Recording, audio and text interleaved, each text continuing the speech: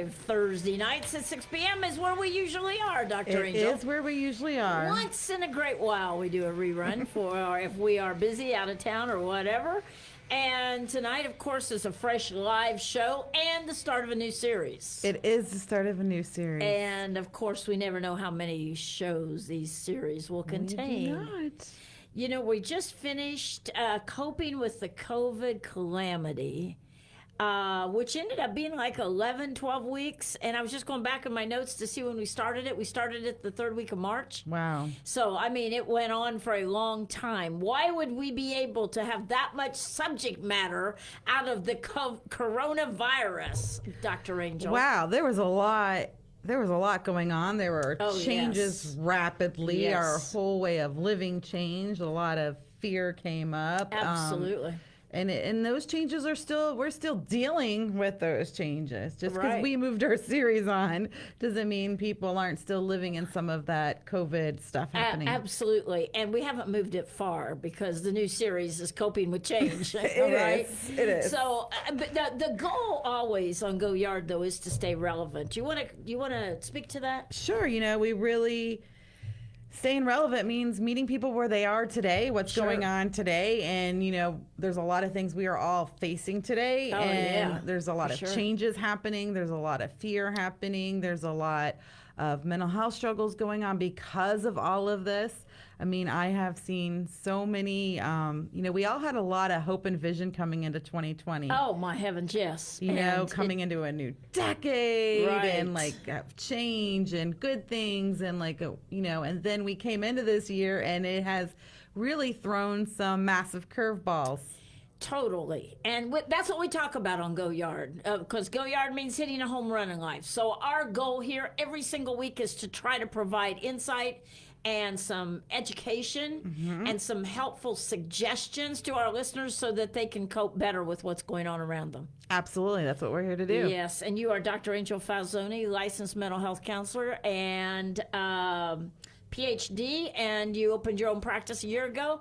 And now you have little outfits that have your name on them. And logoed. Oh, and my I am heavens. so happy to have my new outfits. Yes. Yes. Your scrubs. But you are very, very busy, book solid all the time. But there's always room to move patients around.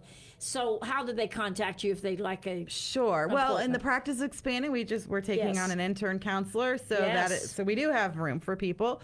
And to contact us, they can reach us at 727-501-6557, or they can go to the website at drangelsdevelopment.com. All right. And why would they do that? Why would they do that? Well, coping with all this change, it's a lot, and anxiety and overwhelm and stress, and maybe it's the relationships, maybe it's, financial, a lot of stress is coming on, and just get some great tools to help you stay mentally strong. And that's what we try to do here on Go Yard every single week. But why would somebody need a private session? What does that help? Sure. A private session gives you individualized, specific help for what you're going through. Right. And also, we work to identify your strengths, help you build on your strengths, to create a plan to help you get through to your goals. And everyone has different goals, right? And absolutely, different strengths and different weaknesses, and so it's very personalized and individualized. And as far as payment, you're on sliding scale, correct? I am. And we do take a sliding scale. We take all credit cards, and we take FSA and HSA cards. Yes. So they should give you a call. You're right here in Clearwater and 2058 Weaver Park Drive. I am there. That is where you are. In person, and we do have telehealth available as well. Explain to some of our listeners what telehealth might be. So telehealth is a HIPAA-compliant video platform. So where we do our sessions, you can be in your home, your office. I had someone on the beach doing a telehealth session. I was super jealous of that one. Yes. But you don't have to make that trip in. But the cool thing about that is, and I know you do have patients that are not local, that are not in the same state. So they have to be in the same state. Oh, they do. Okay. But they could be anywhere in the state. Yes. Okay. All right, sounds good. So that's how you reach Dr. Angel, 727-501-6557. Let's talk about coping with change and what kinds of things are going on right now. Even though we've kind of we are shifting gears. That's easy for me to say, right? We are shifting gears away from coronavirus. It still is here. It is still a problem. It still is. And will continue to be, from all likelihood, for quite a while until there's vaccine, medications, etc. Sure. And, everywhere you go, you still see the signs and hear the social distancing. Amusement parks are still, Disney's still not even open. And see, that's terrible for you and your family. No. I'm okay with this. But I know some of them are starting to open. It's... so the way of our way of life has changed. Like, going to a restaurant now is so frustrating. It is frustrating. Why is it frustrating? Oh, wow. So we had a family birthday for my middle son, and so you can't make a reservations. They aren't taking call ahead. I have not found anybody that will take reservations or call ahead. So that's frustrating. Right. There's very limited seating inside. You can't wait inside a restaurant. So we had to wait for over an hour and a half to get a table, and then service is slow. Wow. So the meal was about another hour and 45 minutes. Wow. And you couldn't get salt and pepper. 3-hour ordeal? Yeah, it was salt and pepper and couldn't ketchup, get salt and pepper. Drink refills didn't happen. Like, it was just frustrating. Right. Yeah. There's so many changes that have gone on in the restaurant industry, of course, and so many people out of work, which is so hard. So for our listeners out there, that's where your job was, and which was in Florida, in this part of Florida especially, a very thriving business here with restaurants, beach restaurants, and tourism makes a big part, and tourism has been hurt drastically. And so just the things that were no big deal a few months ago, like making a family dinner and taking a kid out for their birthday, now it's like, do we even want to go through the trouble of going to a restaurant or, planning an activity? Because, you get somewhere, it could be full. Like, even to go to an amusement park that is open, you have to make a reservation for the day you are going. Wow. Like, so they're only letting so many people into the amusement parks. Right. And so when you buy that ticket, it has to be for that specific day you plan on going, or you have to have a reservation if you have a pass. Like, there's no more like, hey, we're having a day, let's go, have dinner at, Busch Gardens tonight and go ride some rides. Like, so it's changed a lot. It has. Our lives have changed. Our expectations for what fun, amusement, enjoyment, eating out, things like that have changed drastically. Sure. And so, yes, we're still coping with that. Right. And then there's still the fear, and there's still, individuals that are in living facilities. There's still that separateness, and isolation. Absolutely. Yes. Yeah. In fact, I was just talking to a woman who provides companion care, and she's like, my business has boomed because so many people are now trying to keep their loved ones at home longer because of the, And by the way, I would say that's a good idea. Sure. Of course. Sure. Additional risks, not being able to see your loved ones. So, absolutely. So these changes are magnifying, and they are not just with this coronavirus. Now we've had all of this employment issues. Yes. So we've really got a triple whammy going on right now, don't you think? I mean, there's probably more than a triple whammy. I mean, there is so much compounding everything. The health, the finances, and now all the social stuff going on around the globe, really, but especially in the United States, right? So all of this has compounded to cause so much uncertainty. It really has. You're right. I mean, I don't think most everyone you talk to knows is either personally affected or has a close loved one personally affected by the loss of employment or the change of employment. Right. And so people who were like super close to retirement now they don't have employment, but they don't qualify yet for retirement. And so they're like, what are we going to do? Like, they're not sure. And I really think it's a bigger problem than even we see yet. Mm-hmm. It will become even bigger if people are not getting back to jobs, which 45 million people applying for unemployment is a huge. It's huge. It's huge. It is just never seen anything like it in our lifetimes. Right, and we're talking about employment in all walks, all gamuts of industry here, so we have, from entry level all the way through, executive employment with, people who've placed their life in a career now found themselves. Oh, yeah.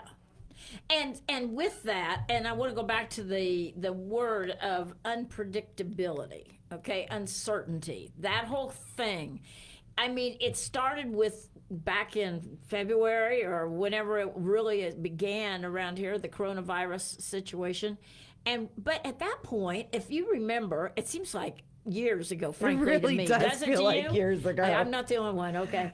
Back then, it seemed like they were talking a couple weeks. Everything was going to be shut down for 2 weeks. Yes. And I remember one day hearing on the news, well, it could extend to May, maybe even, And this was like February, and I'm thinking, oh my gosh, how could that be, That right. thought goes through your mind, and then now you're wondering, when is it ever going to be back to normal? Correct. Right? You're right. I mean, it snuck up on us. It snapped. Because I remember I was heading on that cruise in early February, and you're like, text me, are you sure you want to go? And at that time, I did not want you to go because I was beginning to hear all these things about cruise ships and right. And I'm thinking, virus. Oh, that's far away. That's not here. And then, wow, come back, and it was like it just rolled like a snowball coming off a mountain. And I think that whole trajectory. I got to speak clearly. I know. Tonight. I'm tongue-tied today. I don't know why. It's the weather here. But it just seemed to push us into a state of constant change all the time. Every single day, the news was a little different. This state was closing down this much, or this one was doing that, or there weren't enough masks, there weren't enough PPE, or toilet paper, or food, or whatever. Absolutely. Still, when you go to the grocery, there's no toilet paper. I know. It's crazy. I mean, but I mean, seriously, this has been daily changes since late January, early February. We began to hear that this was coming, and really, we weren't prepared.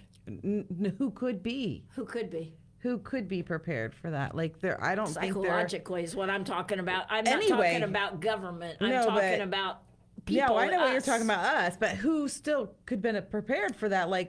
Even we had never seen anything like this before, right? We had nothing to lay this against. Something shutting down, a town shutting down, restaurants. I mean, it sounds like a work of fiction, like something you would read, in a dramatic TV series, but not something that we would actually live through and then live through for this period of time. Do you remember, and tonight I guess we're talking about being traumatized by change and coping with this, because to me this has been one huge trauma. It has absolutely been one huge trauma. I mean, I don't know how you define the word trauma. Maybe you know? Oh, there's a lot of definitions, but this is a trauma. Trauma is any event that is overwhelming our ability to cope. Okay. And that's what this is doing. And kind of comes out of left field, perhaps. We have a lack of control on this trauma. Yeah, right. Trauma always has a powerlessness to it, and there's a lot of things we cannot control. Let's use the metaphor of a car accident. You're headed to an appointment, you're headed somewhere, you're wherever you might be, and on the way you have a terrible car accident, and you're traumatized by the fact that you were thinking you were just going to your appointment or whatever. I have no clue that now your car is totaled, you're in the hospital. I mean, it's just bam, bam, it happened. Right. Okay? And I've talked to people that have had things like that happen to them. Serious traffic accidents they didn't expect. And they said they can wake up in the night and hear the sound of the crash. Yes. Right? Yes. Over and over. I've had a couple wrecks in my life, and I can remember hearing the sound of that the crash crunch still. Just doesn't right? leave you. Yes.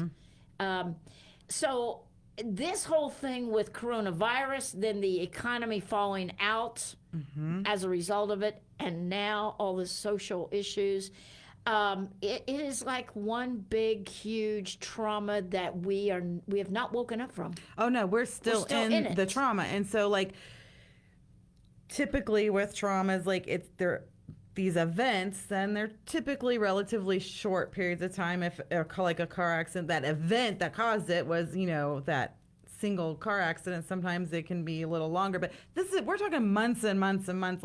Our bodies have it's so overtaxing to our brain, our mental, our physical health. Our bodies have we're struggling to cope with it. Well, totally. And I've seen so many things on Facebook where people have little cartoons or whatever. I looked like this when I started coronavirus. Now I look like that.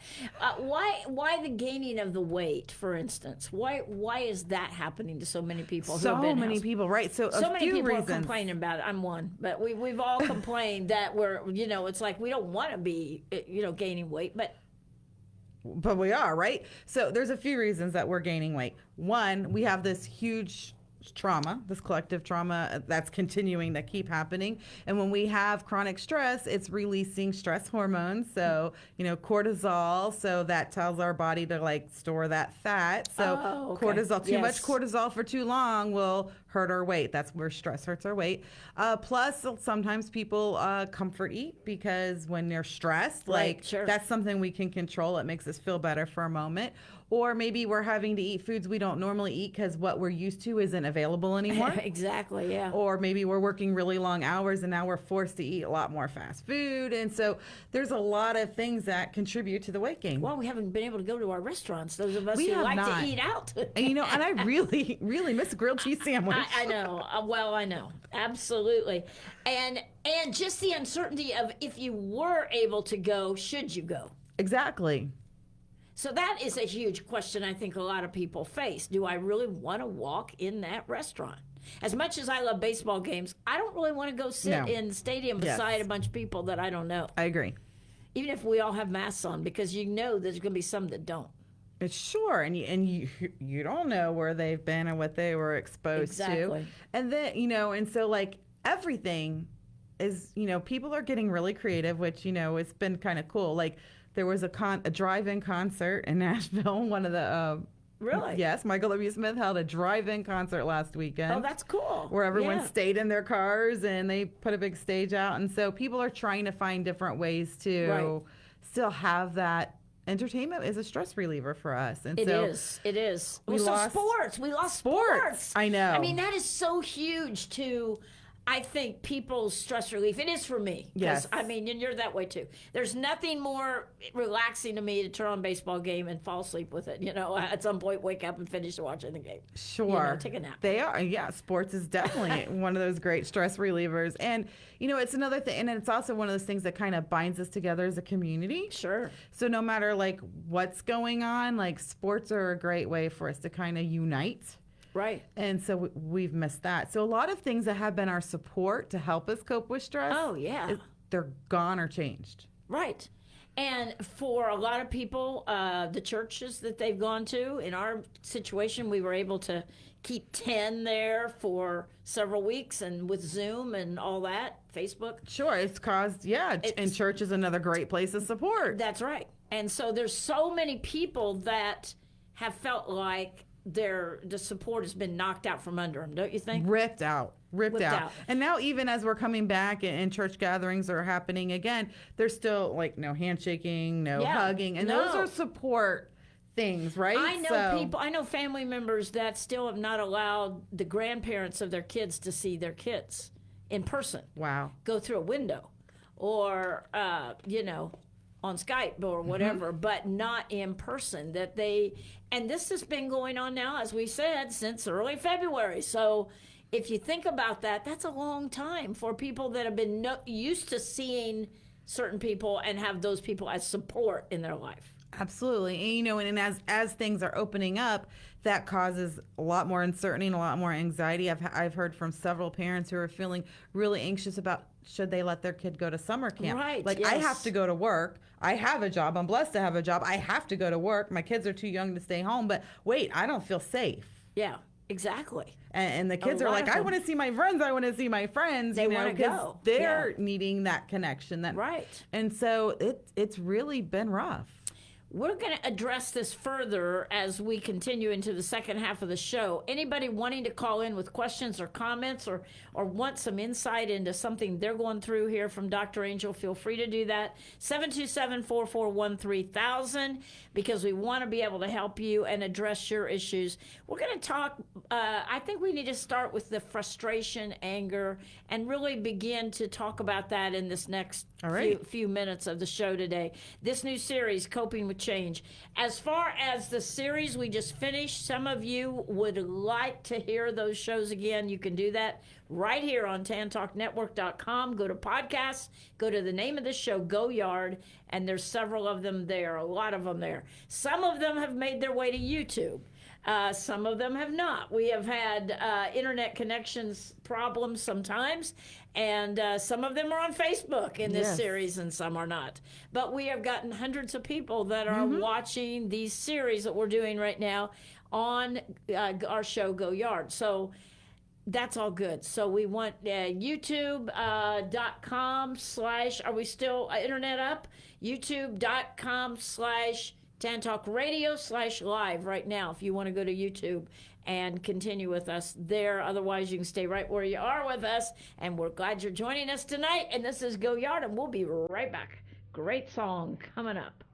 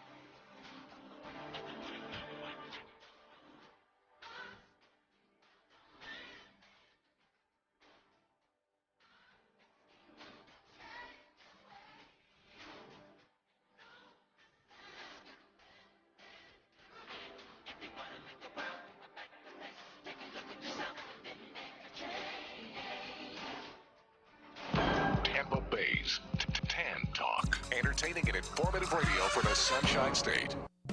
Dr. Angel Falzoni specializes in a variety of therapeutic areas, including trauma, depression, anxiety, post-traumatic stress disorder, stress management, self-esteem, interpersonal relationships, ADHD, behavioral addictions, as well as spirituality issues. A Florida native, she holds multiple degrees, including a bachelor's in education and philosophy, a master's of arts in professional counseling and marriage and family therapy, and a PhD in psychology. Dr. Angel is also a Florida licensed mental health counselor. She has worked with youth and adolescents for 14 plus years and has worked extensively in women's mental health for the past 6 years. She has worked in agencies providing mental health services to family and youth at high risk. Dr. Angel is an accomplished psychotherapist who works with children, teens, adults, couples, and families. Dr. Angel has advanced training and experience in working with LGBTQ-specific individuals and issues. Dr. Angel can help you.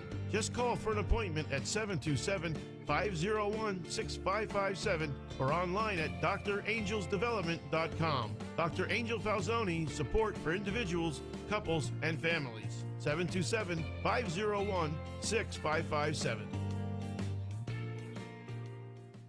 Prompt professional service is what you will receive when you allow Marcia McAllister of Charles Rittenberg Realty to help find that perfect home or list your home for sale. With over 23 years of experience in the Tampa Bay area, you will enjoy a smooth transaction from start to finish. Call Marcia today at 727-417-0707. Now is a great time to buy or sell a home. Call Marcia McAllister at 727-417-0707.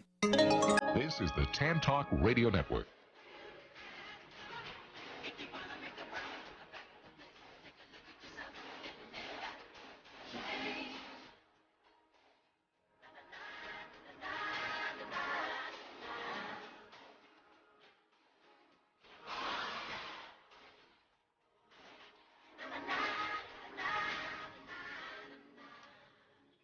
I like hearing that old song again. I love it too. Yeah. How does that apply to what we're talking about tonight, Dr. Angel on Go Yard? Well, it applies in a lot of ways, but one of the big things is like when all this is going on around us and we have no power, we have no control over what's going on around us. We do have control over ourselves, our lives, how we respond, how we cope with it, how, what we're doing and the tools we're using. That's where our power lies. Exactly right. And so often people are expressing that frustration on the road, in traffic, Yes. sometimes things like that, or maybe in the relationships with people they care about the most. They may be snappy, they may be frustrated, they may be angry, they may take it out on others because basically the security, the things that we came to know that this happens at this time and this season of the year, and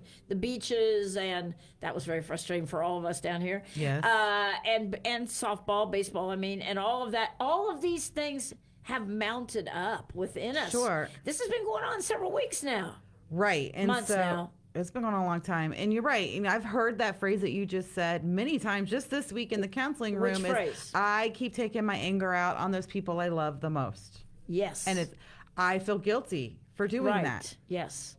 Because we are angry that this has happened to this nation and the globe. I Yes. mean, there's hardly a country, there are a few that haven't been affected by the pandemic, but most have. Yes. And so there's tons and tons of people that have lost loved ones.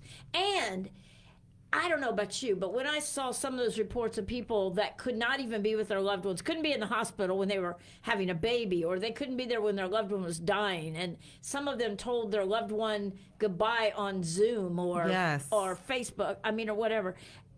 You talk about very, very scary for people who weren't going through that but heard about that. Yes. And thought, what if that's going to happen to me? Right. Because I think that's what was happening here and has been, still is happening. What if this still gets me or Right. somebody I love? Exactly. And then the people who are losing the loved ones are having to deal with this. Like, I have one of my friends who was hospitalized, not for anything COVID, but no one could come visit him, and he was there for over a week. And like the fear, it's scary to go to the hospital, period, and like not having people, your support to be able to come, like that's lonely, it's isolating. Yes. You're very afraid, you don't know what's going on, you don't know what diagnosis you're going to get sometimes. And then the loved ones feeling that powerlessness, like they just want to see their loved one, make sure that they're okay. And so that's a trauma in itself. Within all this trauma that's going on. And then as this began to get so much worse in, say, April, late March, suddenly the bottom was falling out economically for people because they can't go to work, so many. Yes. And they have no money coming in. Yeah, And exactly. one stimulus check is just a drop in a bucket for people. And yes, there have been some credit card companies that are working with people, et cetera, but for the most part, 45 million people out of work is humongous for this nation. It sure is. And, and there's more expenses. You still have to have food. You still have to, pay those things to stay alive, electricity and those essential things. And if you don't have income, and then we can throw on, we've lost health insurance if we've lost income. And a lot of times people have lost their job and now they do not have insurance. And like that leads to a whole nother level of fear of, okay, so now if this does happen to me, I don't even have medical insurance. So does the fear of all this this could happen to me, this is happening to me, this is happening to people I know and I love, can this easily turn into anger? That's what I'm going to ask you. It absolutely is turning into anger. frustration and anger. And the situation itself is causing the anger, all the things that are happening because of the situation. And then, the social injustice that is going on is compacting that anger. And as I've watched the protests and watched all this in the last couple weeks, the thought has come to me many times, had it been in a different situation without coronavirus, without people losing jobs, maybe the anger that we've seen in some of the violence would not be the extent that it is. Maybe it would be. I don't know. Who knows? Who knows? But, I mean, peaceful protest, that's our First Amendment. So we have the right to do that, right? But I'm talking about the violence, the looting. And I know exactly what you're saying, yes. How that has changed.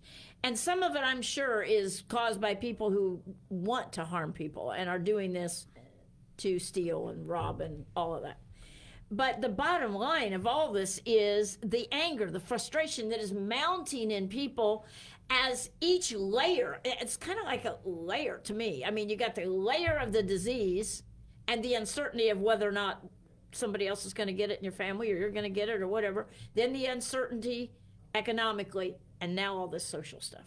Sure, and you know that the social injustice is real. And you know what I've noticed is, you know, this is not our first rodeo with social injustice in our country, but this time, like, more people are protesting than I've ever seen before for something in our life, you know, currently with social injustice. I mean, yes, and it's taken on. It's not just black people, you know, African American people in the streets. These are the streets are made up of everyone and different nationalities and different colors of skin, and I mean, it's not just stuck on one race. And I feel like I think part of it is this we can do. Like, it's part of that control. Like, I can do this action. I can't do anything to control this disease or this, but I can stand up for the social injustice, and I can be a voice, and I can be heard. And, you know, so a lot of people are getting behind it because I think it's something they feel like they have an action that they can do, and it gives them that feeling of power. I was watching the news yesterday for just a short time, and I happened to catch it right when a young lady, her name was Zoe something, and she probably was late teens, and she was and a beautiful African American girl. She was with another girl that was white, whatever that means, but you know that being, and they were there and they were being interviewed. And when they were being asked, when this Zoe was being asked, what is it that bothers you the most right now about this? And she said, I don't feel safe. And that word just went all through me. She's not a young black man, which a lot of that's been the issue with a lot of young black men and police issues. We know that. But this is a young, beautiful woman who has the future ahead of her, you know, and very articulate. And as she said, I don't feel safe, she broke down crying. The emotions were right there on the surface. And the fact that she was struggling with this lack of safety in her life, and that's why she was out there on the street. So let's take this back to the question you asked me at the top of the show about... You remember that? The trauma. Okay. And so when you said define trauma, and I said powerlessness is always part of... Yes. So trauma is an event that threatens our safety.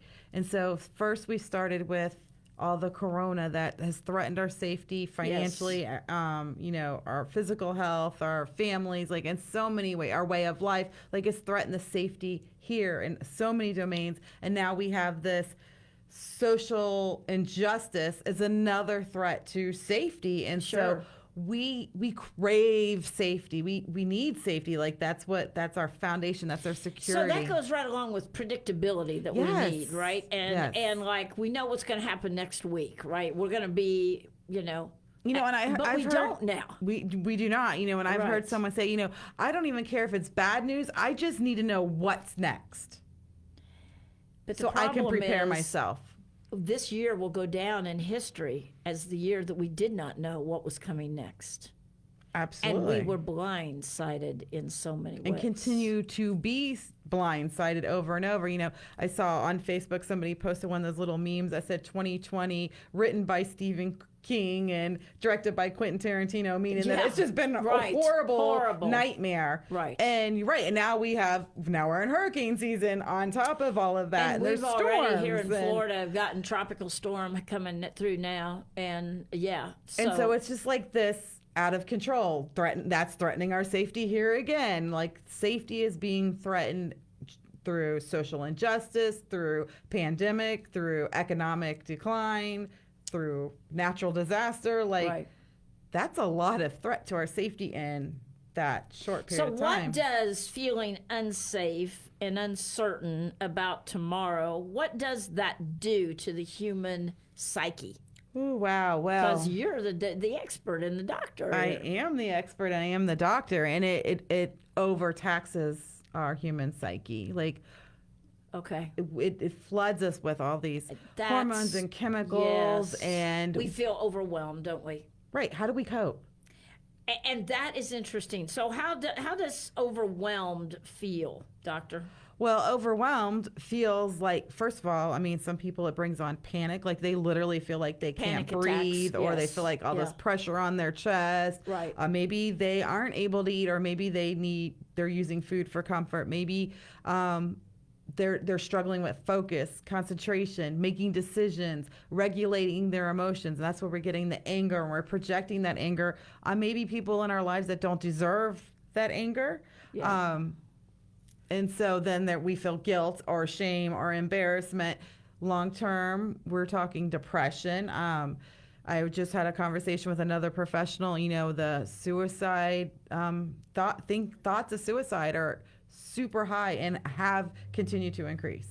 Which, since you bring it up, because I want to do it every time you bring Yes. that up, I want to give the national number for suicide prevention. If you're in the Tampa Bay area, you can dial 211. That's Yes. the best resource. But nationally, the number is 1-800-273-8255. If you're having thoughts like that, or you know somebody that is, the number is 1-800-273-8255. And step in, be a voice, help Yes. somebody. Yes. Don't ignore the signs you perhaps are feeling or seeing. Yes. I mean, I have, it just has continued to keep increasing, and I haven't seen that level off at this point, and just the people I have experience working with. And It's hopelessness. it's coming hopelessness. back to That's what that. happens when Yes. you do not feel safe. There you go. That's the word right there. I'm taking notes on what we're saying because, of course, we don't plan in advance. No, this is another one of those wing it specials. That's right, right? So as it's coming out, as we're talking, so the safety is a root, isn't it? It's a very It is a root. important It's a primary need we have as human beings. primary need. Okay. I mean, outside of food, air, and water, safety is one of those next primary needs. Have you ever, well, you and I both have been through divorce. So have you been in a situation, some of you listeners, where you felt like your marriage or your job, let's say, or your best friend, that relationship, whatever, was hanging by a thread, Yes. right? Yes. And I think a lot of people feel that right now, whether it is their marriage or their job or their Or whatever it is that they Their health. made them feel safe or secure before pandemic, like that has been rattled. Here's one thing I've heard from people. It's what if I get sick and I have to have open heart surgery, or I have to have something like that, and there's so much coronavirus in the hospitals. How is that? I think there's a real fear out there about just health. any health. Any health issues. Yes. Right? Any health issues. And rightly so. Absolutely. Those are valid A concerns. lot of medical people, doctors and nurses have perished, have died in this virus. Sure. I mean, I've heard of many people that have pushed off surgeries because they're afraid. They don't want to do it alone, Right. and they don't know what's going to happen if they go do it now. Like, well, what will I be exposing myself to? Somebody was telling me today that this person they know works in an ER, and that the ER is just, there's nobody there. People are not going. Right. Another person was saying that car insurance, people aren't in accidents because nobody's driving. So they're laying off people like crazy. They don't need claims people. They don't need, because there's not a lot of driving. Now, in Tampa Bay, we're beginning to see it again now. Sure. But for a while, you're right. It was like ghost town. It was the craziest It thing was in the world. literally like driving on Christmas morning every day. Exactly. Yeah. And it was bizarre. It felt weird, Sure. And now it's beginning to be a little more normal, but it's still not back to where we are sitting in lines of traffic for long periods of time. It's not like that. Sure. No, and it's not. And so our safety has been threatened, is continuing to be threatened, and almost every domain of, we have, from our physical health to our emotional health to our financial health to, our socio-political, fairness and justice are even being Let's talk about sleep. How is this affecting people's sleep? Wow. So when you are dealing with, we're dealing with this chronic stress, these events that can happen, well, of course, we're not going to be able to, it disrupts our sleep. It disrupts our ability to fall asleep and to stay asleep or to get quality sleep. Okay. And all kinds of things may be disrupting it. Maybe, the fear or the anxiety that's going through your mind. You're paying bills in your head and wondering how you're going to pay it. Or it could just be physiological. I've heard of many people literally waking up in panic. Yeah, I have too. I've heard of people like that too. And waking up and they're having terrible nightmares. Yes. Nightmares that don't make any sense and they aren't reality, but it's obviously in their subconscious that they're stressed and worried, right? Very stressed and worried. I've heard people feel like they're in prison. I have some patients that are immune compromised, so they have still continued to keep themselves, and they're like, I just might as well be in prison. I can't do anything. I can't see anyone. I'm just locked into this small apartment all day, every day. Yeah, I think it's having its toll on a lot of people. And gosh, what do we do about it? I guess let's give them some suggestions. One thing is, don't stay locked in your apartment all day, every day, forever. You really need to get out into the fresh air, take a walk in the park, wear your mask, practice social distancing. Those are still good things to do with me and you with your Jeep. I've had the top down a lot on beautiful days, and just driving around just to get out of the house, go drive down by the water, even though we couldn't even approach the beach and get on the sand. It was still nice to just drive up and down the causeway, or just drive with the sun out, and just get out of the house was the main thing, right?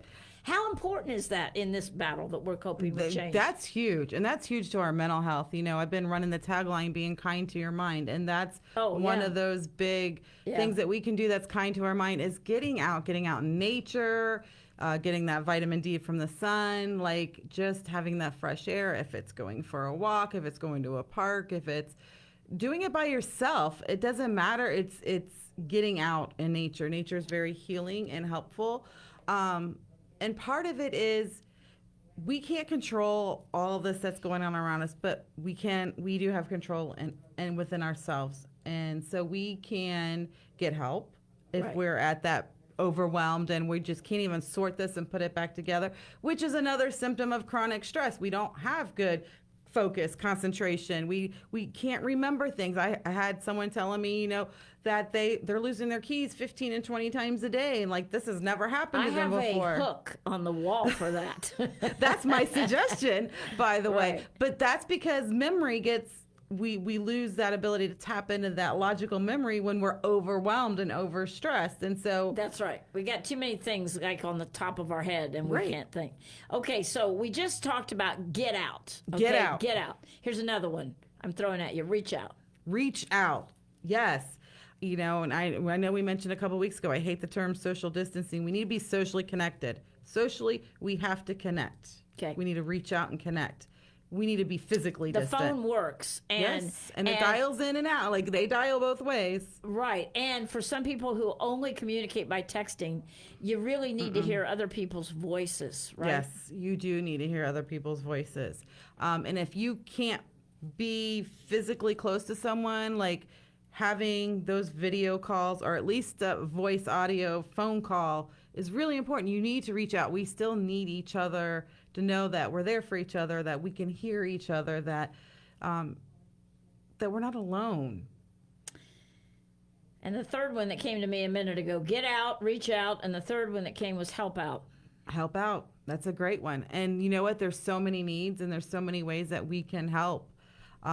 And getting involved, and that's what we're seeing in protesting. That's a help out. That is a help out, and they're getting involved, and sure. their voices are being, protesting voices are being heard, and they so are. That's a getting out.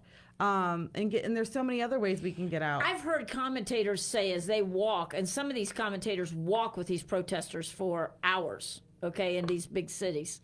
And they're seeing people help somebody who is walking slow or, just doing things. I heard a lady say yesterday as she was being interviewed that walking all these days that she's been walking, there's never been a day that people haven't offered her a sandwich, a cold bottle of water. People are arriving with their coolers. They're feeding people. That's helping out. That's really helping out, right? And the kindness, and I get that's the word. That's, you know what? That is the word that's been on my heart a lot in the last couple weeks. The kindness. I think that when we see an atrocity like we saw with this murder of George Floyd, we don't see any kindness in what happened there, right? No, and it's easy for us to feel like everything's bad. The whole world is bad. And that's where that hopelessness is coming from. Right. But it's not. There's a lot of great people out there. And make your voice heard in a positive, kind way. Right, and so I'm going to give another out for you. Your fourth out's going to be shut out, and it's shutting out the negativity. It's shutting out, if it's social media, if it's shutting out the news, if it's shutting out the things that cause us to increase our fear and anxiety. Like, shut it out. Yes. We have to, do damage control at this point. So, if you touch a burner, your hand gets burned, right? So we know that if we touch a hot burner, we're going to get burned. Sure. Well, so we know that if we keep feeding this negativity, it's going to give us more anxiety, more depression, more difficulties, right? So shutting it out would be like taking our hand off that hot burner. But what we're doing is we're just keeping our hand on that burner while it's burning our flesh. Exactly. And we're complaining that our flesh is burning. Well, we have this power. Shut it out. I'm going to give you a fifth one. Go for it. Give out. Ooh, I like that. Give out of your lack. Give out of your deficit. Yes. You need to talk to somebody. You call somebody because they probably need to talk to you. Yes. You think you're lacking finances and God lays it on your heart to give somebody $100. Give out. Give out. And there's been a lot of local efforts I've heard of people cleaning through their closets and donating to others. Yeah, and I've been doing some of that, and I need to do more of that because I have way too much, right? Sure. When you think about those that don't, you realize we are very blessed. We are blessed, and we can give out. And the things that are causing us more stress, the clutter in our life, which adds to it, that's our control. We can use that's causing us stress to help relieve stress and others around us that have need. And so that's a win-win. And anytime we can do a win-win, that's just so awesome. It's so funny how these have just come to us, right? It really has. Okay, I got number 6. Let's see if you can come up with number 7. Stay out.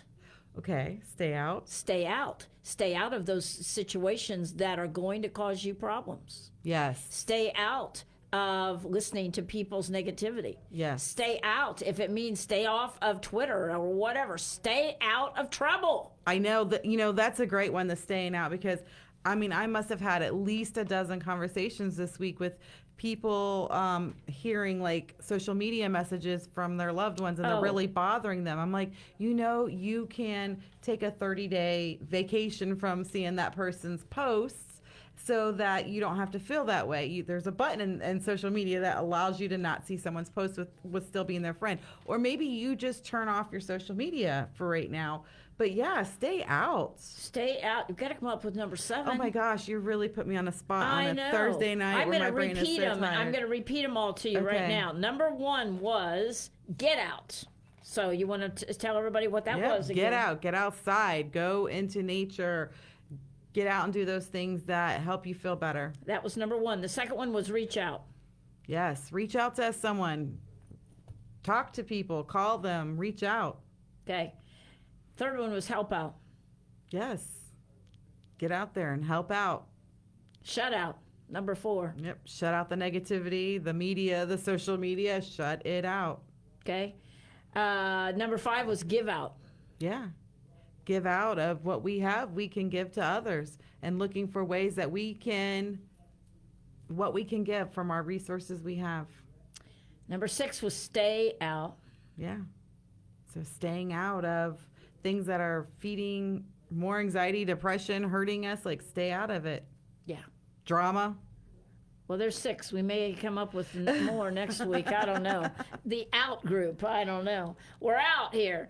So, but these are good suggestions. What we want to do on Go Yard always is give people things they can take away and go do. Yes, absolutely. Because that's what we're trying to do, is give our listeners those great practical tools to help them get through well. And so life is hard. These are hard times. And we are stronger when we do it together. Right. We're all going through it, but we're all experiencing different things right now. And so we need to be stronger together. And that means we need to connect.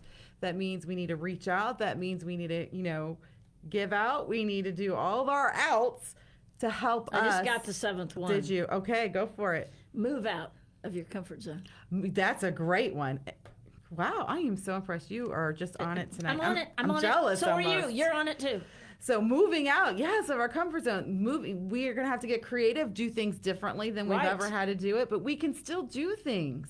Number 1, if you want to write them down, get out. Number 2, reach out. Number 3, help out. Number 4, shut out. 5, give out. 6, stay out. 7, move out of everything that's comfortable for you and do something new. Do something new. This new series is called Coping with Change, and that was part 1. And I was another Wing It special. Tell them what that means. That means, That means that we had about 30 seconds prep that said, what do you want to do? Let's talk about this. And then it all just comes to us as it really does. And honestly, that's God, because God's moving and giving people what they need. And it's been an amazing show. So it's cool. We love doing really this. Is. So this has been on Facebook tonight. So get a hold of it. It'll be on your page, my page. Go Yard's page. Yes. All 3. I posted it, and I'll put it on Go Yard's page later. Yes. Okay, so then go there and share it, please. In Facebook, we also do a Facebook post on Sunday mornings, a little before 11 on mine. Go and check those out too. Share them. And your final word, Dr. Angel. My final word is let's grow stronger together. Let's practice those outs, and let's be kind to our mind. All right. Okay, we'll see you next week. This has been Dr. Angel and Mama Mac, and Go Yard. See you next week. God bless you. Good night.